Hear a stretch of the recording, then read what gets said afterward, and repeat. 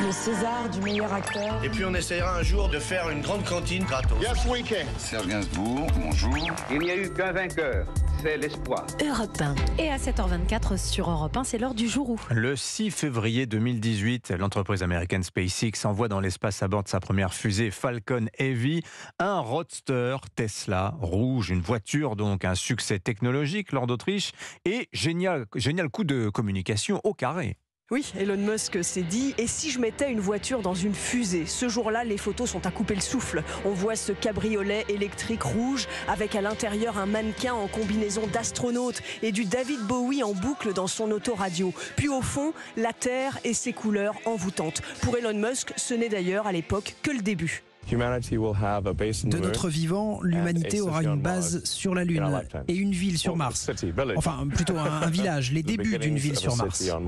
C'est surtout un rêve d'enfant pour Elon Musk. L'entrepreneur a 45 ans, il a grandi en regardant les films de science-fiction à la télévision et c'est son imagination qui parle. L'autre nouveauté ce jour-là, c'est que l'on vit le début des fusées réutilisables. Les propulseurs de la fusée qui transporte cette voiture rouge reviennent quelques minutes après le décollage se poser sur Terre.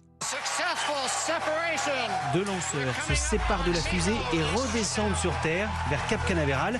8 minutes plus tard, leur atterrissage à la verticale tout en douceur est autant applaudi que le décollage. Avec cette fusée Falcon Heavy, la plus puissante au monde à l'époque, Elon Musk ambitionne de coloniser la planète Mars dans les années qui suivent. Aucun spécialiste du spatial n'y croit, c'est infaisable scientifiquement pour le moment, mais Elon Musk a une grande force, il sait raconter des histoires, il réenchante l'espace et ses fusées coûtent beaucoup moins cher que celles de ses concurrents, analyse sur Europe 1, l'ancien astronaute Jean-Pierre Aigneret. Elon Musk casse tous les codes de cette industrie des lanceurs, du spatial, il les casse en matière de communication, il les casse aussi en matière d'initiative. En bon communicant, Elon Musk annonce que sa voiture rouge restera 1 milliard d'années dans l'espace. Il aimerait qu'elle soit découverte par des extraterrestres. Mais la vérité, c'est qu'aujourd'hui, heurtée par des météorites et abîmée par les radiations solaires, cette voiture n'est plus qu'un débris spatial. Merci Laure d'Autriche.